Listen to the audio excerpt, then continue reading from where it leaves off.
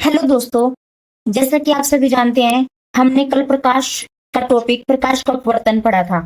आइए उसे रिवाइज कर लेते हैं। प्रकाश का अपवर्तन जब एक प्रकाश किरण एक माध्यम से दूसरे माध्यम में प्रवेश करती है तब यह अपने मार्ग से विचलित हो जाती है। इसे ही हम प्रकाश का अपवर्तन कहते हैं।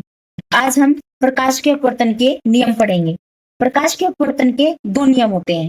पहला, आपतित किरण जो हमारी प्रकाश की किरण आती है, अपवर्तित किरण जो हमारी प्रकाश की किरण दूसरे माध्यम में प्रवेश करके मुड़ जाती है, तथा आपतन बिंदु पर अभिलंब तीनों एक ही तल में स्थित होते हैं।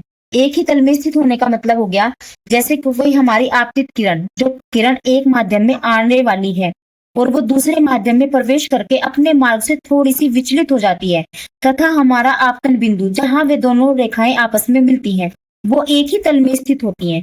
यह हमारा प्रकाश के अपवर्तन का पहला नियम है।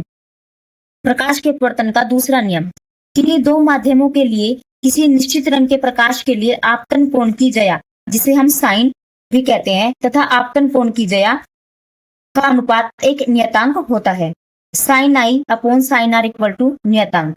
साइन आई ये होगी हमारी आपतन कोण की जया और साइन आर हमारा अपवर्तन कोण की जया। जैसे कि हमने पहले भी पढ़ा था, आई हमारा आपतन कोण होता है और आर हमारा अपवर्तन कोण होता है। ये एक कांस्टेंट यानी एक नियतांक के बराबर होता है। माध्यमों में होने वाले प्रकाश की चाल के अलग अलग तरंग चाल से प्रभावित होता है। Sine i upon sine r जो हम नियतांक के बराबर मान रहे थे वो हमारा V1 पहले माध्यम में जो हमारी तरंग की चाल होती है, V2 जो हमारे दूसरे माध्यम में तरंग की चाल होती है उसके कारण होता है। अपवर्तन की क्रिया में प्रकाश की चाल की तरंगदैर्ध्य और तीव्रता दोनों बदल जाती है, जबकि प्रकाश की आवृत्ति वही रहती है। आवृत्ति का मतलब होता है जिसका मतलब बार बार होना होता है। धन्यवाद।